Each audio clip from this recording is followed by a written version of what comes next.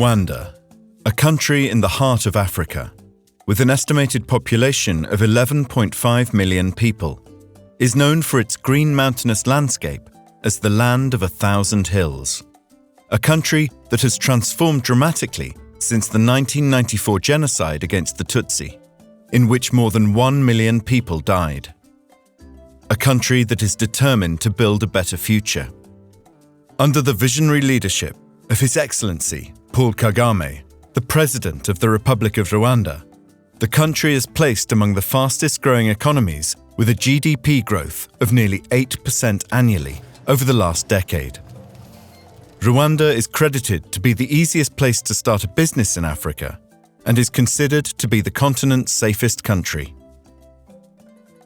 The country has been fighting poverty fiercely. The proportion of the population living under the poverty line has been declining continuously from almost 60% in 2000 to under 40% in 2014. Vision 2020 is Rwanda's long-term development program, which illustrates the country's ambitious goals for the future. Through Vision 2020, the government aims, in their own words, to transform Rwanda into a middle-income nation in which Rwandans are healthier, educated, and generally more prosperous. To achieve this, Rwanda focuses on good governance, the transition to a knowledge-based society, and the development of the private sector. Because the country has a young population, strengthening higher education and research in Rwanda is a key pillar to this development process. In our Vision 2020, we have to have education for all. Our people should be educated, but not only in numbers, but also in quality. Quality is also very important. We have ambitious plans in our vision, and it's important, of course, that it is. If we want it to be sustainable, it must be carried by our people. Today, it's not so obvious to have master degrees and then PhD and then research, but I hope that for our children it will be very obvious and very easy if they want to have access to this kind of education in Rwanda. The Swedish International Development Cooperation Agency, Sida, is supporting research and higher education in developing countries. In general, when Sida supports research, we do that because we think it's fundamental that also developing countries have the capacity to investigate and research their own problems, to define their own problems, and to contribute that knowledge into the dialogue and the discourses that are being formed at the global level in the research fields. But in Rwanda specifically, we also have the fact that Rwanda has very, very high ambitions as a nation. And the Vision 2020 positions Rwanda as being a knowledge-based economy and a knowledge-based society, moving from an agrarian society to a knowledge-based one. And that can simply not be done without higher education and research and innovation being fundamental parts of that. Sida funds a program, a huge program. It's the most significant program that we have in higher education in Rwanda. And it's a program largely built around capacity development, building the capacity of individuals and the institution. The program, supported at the University of Rwanda, is called the UR Sweden Program for Research, Higher Education and Institutional Advancement. It is the largest bilateral program currently funded by Sida. The main goal is to build research capacity at the University of Rwanda, abbreviated as the UR.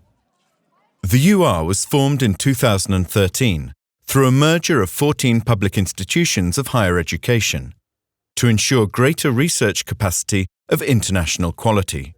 The objectives of the program have gradually evolved over time. The first phase was mainly to promote research within a university that is largely a teaching university. It was more about putting the research on map in the fact that it is not just about teaching, but it's actually generating new knowledge. especially that Rwanda has developed its Vision 2020 by then. So, the second phase was you say, well, the research is on the map, it is promoted, it is being talked about. Now it's the time to increase the research capacity. So the second phase has objective to increase the research capacity and institutional capacity for research management. And the current phase, the third phase, has an overall objective to increase the use and production of knowledge of international quality to support the development of Rwanda. The programme for UR is hugely important because UR, as the only public university in Rwanda, has a huge mandate for the country, not only to serve the country in terms of teaching and education, but also research and solving the problems of the nation and actually impacting on policy making, testing policy, but also providing evidence for policy that might come through from government. The UR Sweden program started in 2002 with the former National University of Rwanda. And as you know, after the 1994 genocide against Tutsi, many of our skilled staff were killed in the genocide, leaving the university without enough staff to take care of the teaching and the running of the university by that time, with an increased number of students. So the support of Sida to the National University of Rwanda came as an emergency support to pay expatriate staff.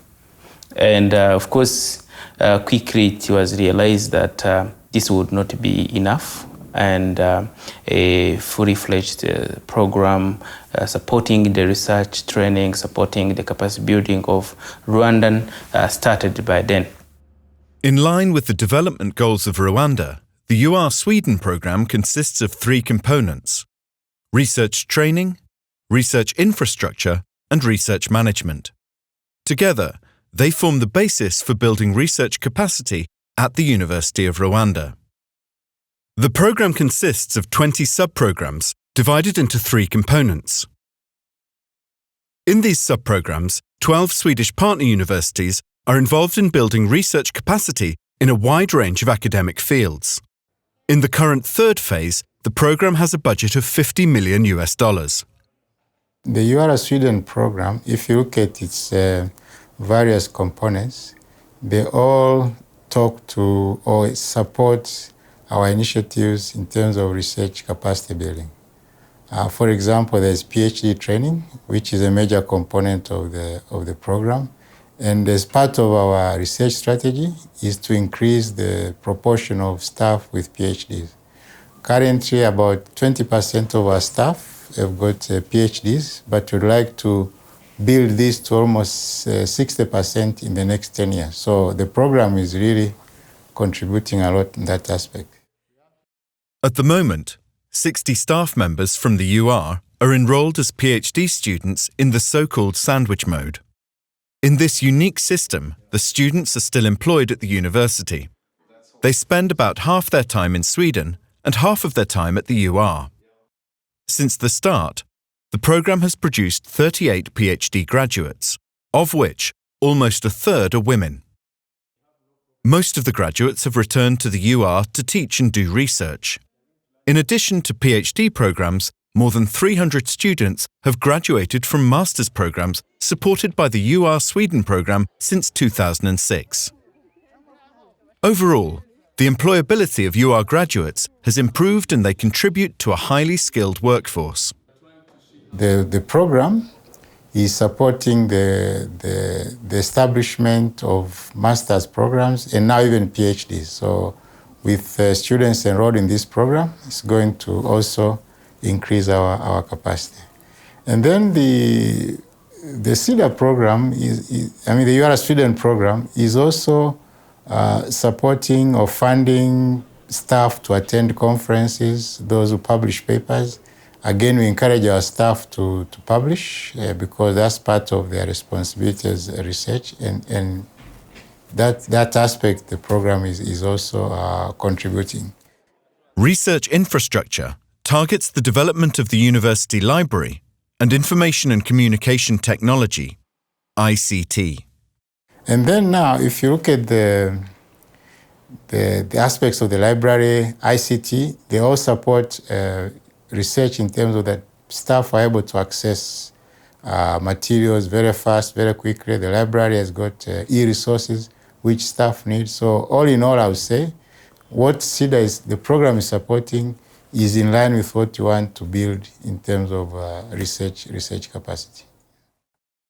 A modern research library is necessary for the research development of a university. When the program started in 2002, the university library was considered as simply a storage place for books, with outdated library materials and a lack of trained staff. Through the program, the library became a better equipped research library and electronic resources were introduced. ICT technology plays a major role in the development of the new library. There are still challenges, such as improving utilization of the library and its resources, and providing an adequate number of trained staff.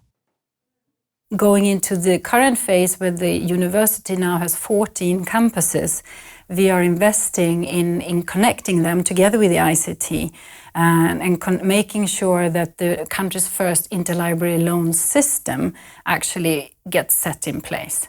And at the basis of that is an integrated management information system, which the program is also supporting and providing to the university. So a lot of the things that the university does at a very fundamental level today, including student loan services, interlibrary loan services, the entire sort of ICT backbone is part of what we fund.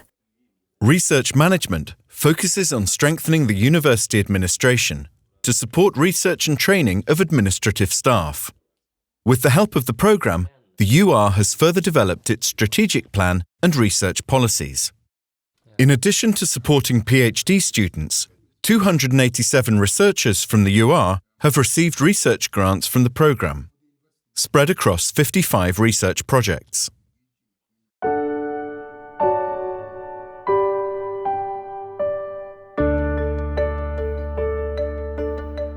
Restoring relationships and rebuilding trust among Rwandans plays a significant role in Rwanda's development process after the 1994 genocide against the Tutsi. Peace, Conflict and Development Studies was one of the first sub-programs when the UR Sweden program started. This sub-program is being implemented by the UR Center for Conflict Management, CCM, and focuses on reconciliation, good governance, security, and stability. The sub-program Peace and Conflict is very important for CCM because of its contribution in the development of capacities of CCM in terms of research, teaching, even service to the community. We do also research in the Greater Lakes region, and you have an international conference on the Greater Lakes region on peace and security every year. This also backed by, financed by the program, which means the program has helped CCM very deeply in achieving its mandate. In each sub-program, the UR collaborates with a Swedish partner university. In the Peace, Conflict and Development Studies sub-program, the partnership has been mutually beneficial for both the CCM and the School of Global Studies, SGS, at the University of Gothenburg. The collaboration is important for SGS for three reasons, I would say, main reasons. That would be, the first one would be collaborations that we didn't have before. Now we have collaborations in Rwanda. We also do research in Rwanda, which we didn't do before. So that's one thing. The other thing would be the research environment here at SGS. It's been enriched, of course, since we had our Rwandan students. They come here with their background and experience. And the third one would be that we could, contribute with our expertise on site in Rwanda. So I would say those three. Ezekiel is a PhD graduate and is now a lecturer and researcher at the UR. His PhD research was about peace building in post-genocide Rwanda and the role of cooperatives in the restoration of interpersonal relationships. I believe to have contributed in a reconciliation in post-genocide Rwanda by showing that when conflicting parties, that is genocide survivors and genocide perpetrators, are brought together into a cooperative, that is, they're into contact in a cooperative organization actually. And a cooperative organization is that institution which has values and principles. And the values and the principles that are guiding a cooperatives are many actually, but among those there are love, friendship, democracy, equity, self-help, solidarity. This brings about change as far as the relationships are concerned. Contacts with the former supervisors are often maintained after the PhD student graduates, resulting in continuing research collaborations. One thing that we are very happy for, and that is a great achievement, I think, is that it has generated a lot of research collaboration between our former supervisors and the former PhD students. When they have now returned to Rwanda, they are co-writing articles and they have submitted joint applications for research fundings, and they are engaging in joint projects. And I think that is fantastic.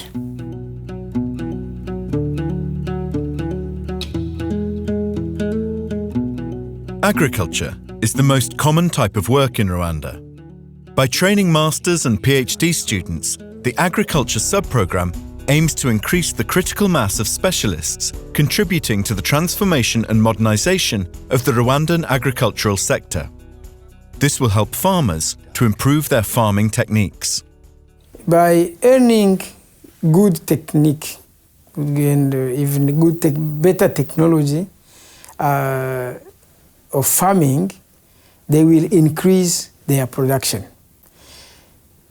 Those who are dealing with plant disease, they will know how to behave during preparation of their field in order to avoid them, when to treat the plants. And this also contributes to the increase of the production.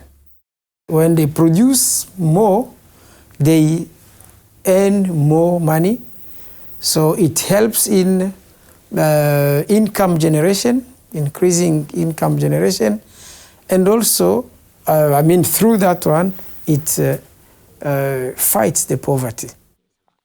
Land erosion in Rwanda is a major problem affecting farmers. Through the research in this sub-program, solutions are found that will help farmers. Some examples of research topics include plant diseases affecting potato and banana production, and registration and performance of dairy cattle. The growing population in Rwanda has increased the pressure on farmland. Land reform, the redistribution of mainly agricultural land, is intended to solve this situation and lead to greater security of land ownership. Secure land ownership is a key determinant of agricultural investment and income generation. Theophile, a PhD graduate in the sub-program Environment, explored the land use dynamics in areas in Rwanda with rapid population increase during his PhD studies. Land reform is a kind of change that enable farmers to increase the productivity of the land, while the land continue to belong to them. It is very important because before, everyone was exploiting his piece of land as he wants or she wants, and everyone was cultivating what he wants. So that's why it was found that some changes were needed, because the productivity was very low and the cultivation was for subsistence. Nowadays, you can see that farmers are managing to even sell some portion of the production. Rwanda is no exception to the increased global impact of natural and other disasters. Research in disaster management is key in preventing such disasters. Currently, we are facing a lot of effects of disaster in Rwanda and in general all over the world. So what we have as a lack in Rwanda is the prior planning for allocating the resources which can help in the rescue of lives and the other infrastructures, in fact. So what we want is to provide the efficient planning which can be used to reduce those effects of disaster. If we take an example of like evacuation planning or shelters planning, we can allocate the health centers, which could be really helpful for emergency or in emergency response, of course. And we could also allocate like safe areas during evacuation. So those, we take in general like resources which could be really useful for saving lives in case of disaster. Rwanda pursues to move from a purely agriculture-based economy to a more industry and service-based economy. This is complemented by a stable macroeconomic environment and a sensible exchange rate policy. Recent publication is about the effect of flexible exchange rate on the current account adjustment, especially for developing and these middle-income countries. And where I basically argue that, countries need more to make their exchange rate regime more flexible. So it's more about looking at external shocks and how they affect the macroeconomy of the countries, including Rwanda. After all these years in universities, from bachelor, master, taking theoretical courses, it's very important at this stage now to be able to put in practice all those theoretical concepts that one has had, so that in the end you are able, in fact, to make this link between the academic world and the real world. The UR Sweden program is promoting close interaction between academia and stakeholders in the public and private sectors. In 2013, the sub-program Law took the initiative to establish the Legal Forum, which is a platform where stakeholders within the legal system meet to discuss relevant legal issues and learn from the best practices. The collaboration between lawmakers and students has a mutual benefit. For us, we are in courts. Lawmakers are in their institution. They try to imagine the situation to give appropriate law, but students are like a bridge between our institutions and the field. They can do their researches and see if solutions given by courts or lawmakers are really are giving a sustainable solution. We need that bridge. I'm conducting a research on the application of the best interests of the child in Rwandan judicial proceedings. What this is about is looking at how judges, prosecutors, judicial officers determine or how they understand the best interest of the child every time they are dealing with child-related cases. I very much believe in what I'm doing at the moment. And why I believe in that is because that I think it will truly make an impact. Rwanda's development depends on a healthy population, and the country has invested in healthcare services. Today, more than 78% of the population is covered by health insurance, and over the last decade, the infant mortality rate has reduced from 107 to 31 deaths per 1,000 live births. The aspect of access to quality healthcare services is very important, and the improvement of the health of the population is very important. Now, when we educate researchers, actually during doctoral research, they produce findings that are useful for policies in the country, and also they will contribute to actually guide the interventions like prevention, like management of disease. I work as a senior lecturer at the School of Pharmacy and Medicine, where I'm involved in teaching and research. teaching involves clinical pharmacology and therapeutics, research methodology, and pharmacy practice.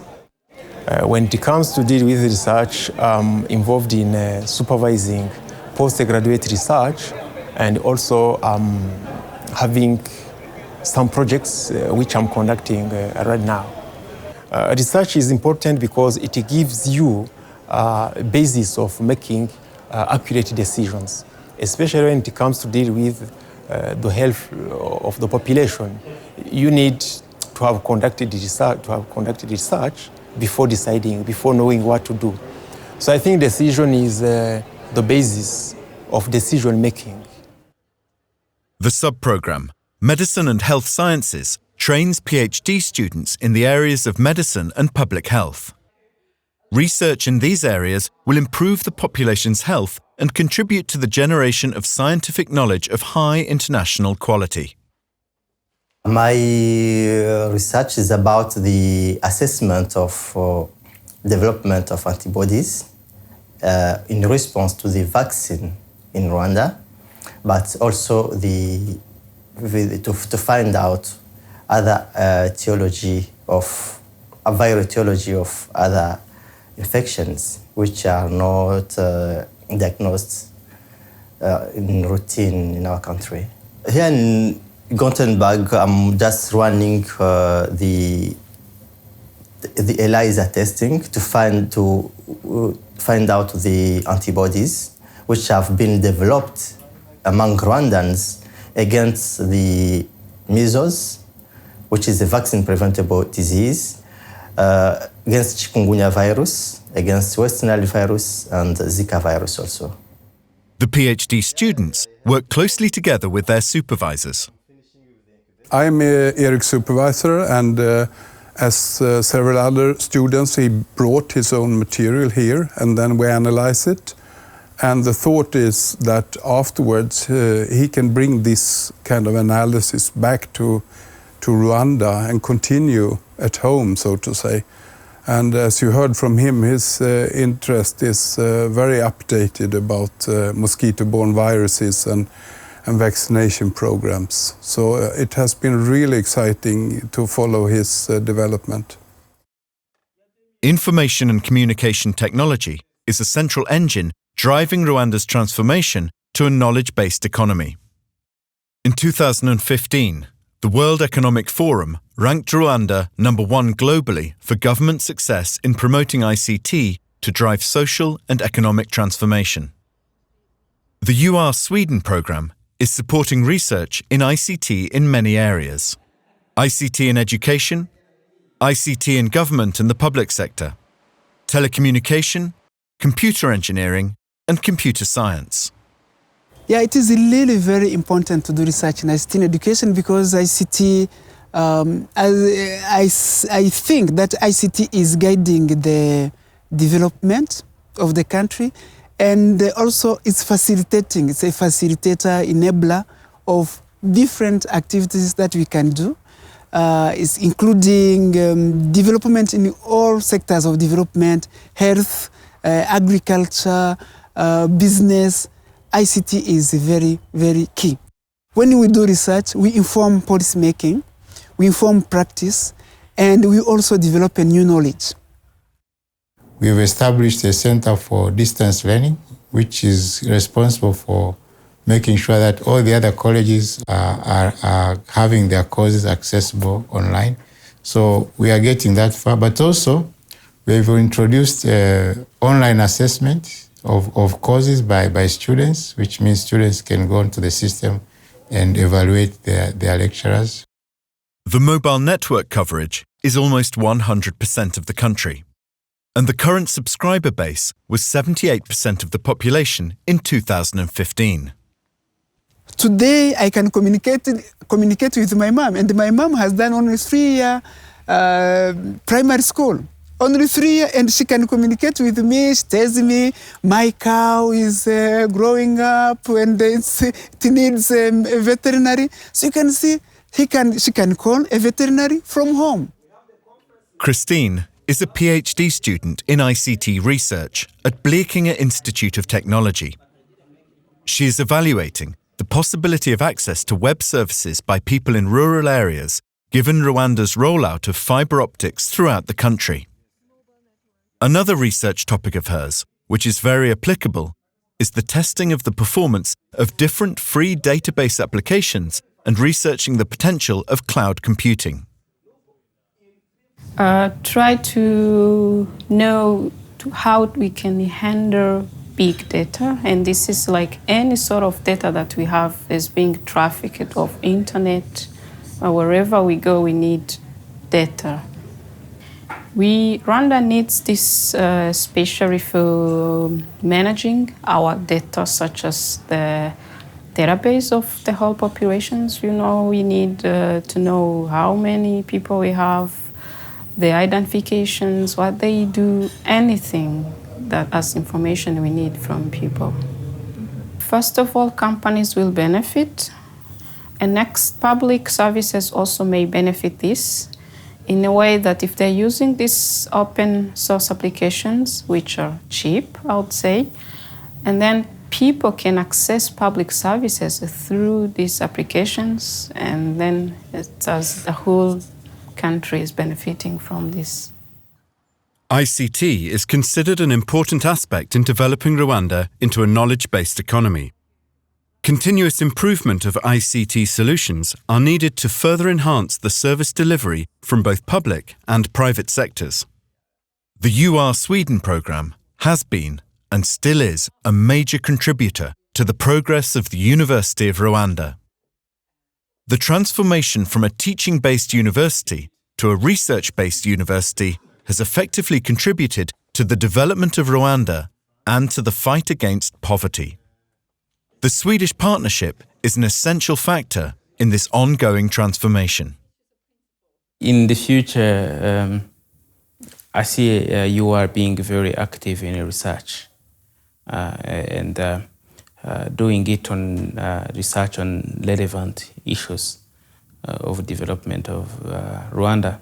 And also I see research being done in close connection with the public and the private sector. Those relations need to come out. And also research that leads to innovation. To that, we need critical mass of researchers. And that is still yet to be done. We have researchers. The numbers are increasing, but still we need many more. And to that, you cannot train all of them abroad. That means in the future, we need to have our program. We have started the initiative, but really we haven't got far. But eventually, we need to have our own PhD program that train people who are well qualified in Rwanda. One of the challenges that the UR is facing is to establish a sustainable research culture.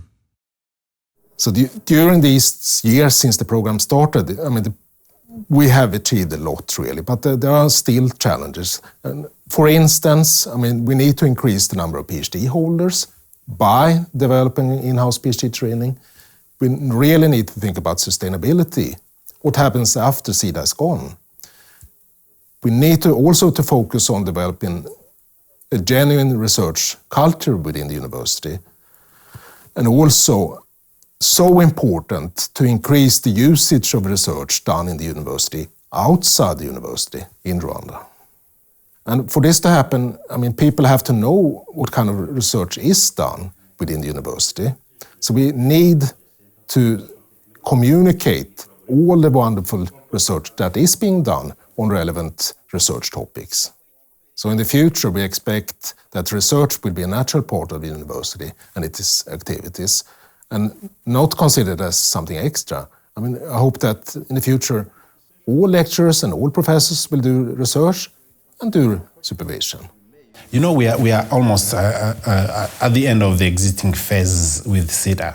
The funding phase is ending by 2018. Now, what is the role of Sida going forward?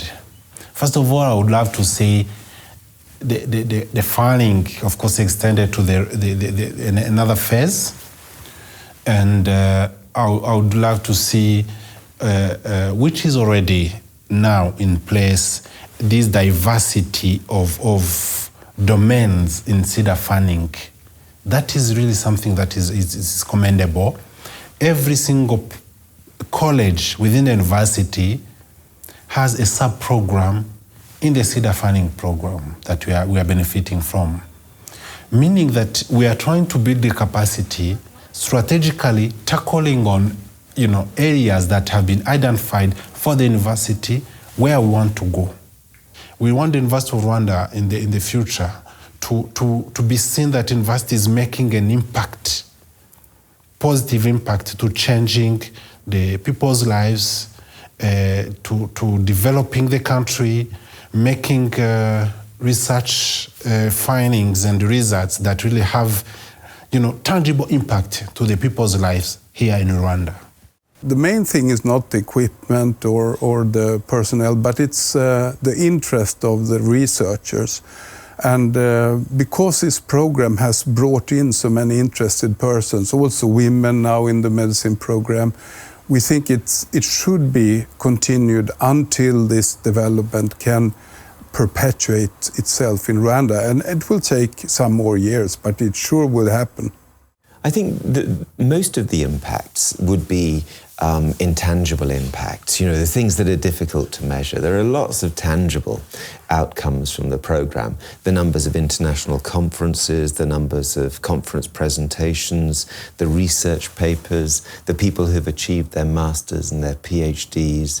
And of course, we've had one of the top PhD candidates in Sweden, I think, in the last year.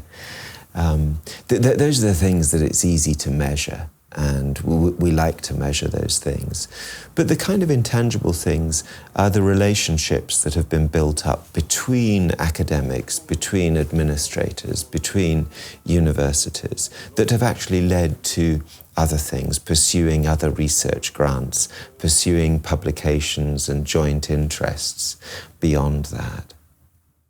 A modern, research-based university is central to the success of becoming the knowledge-based society that Rwanda aspires to be. Rwanda's future is as amazing as its present is.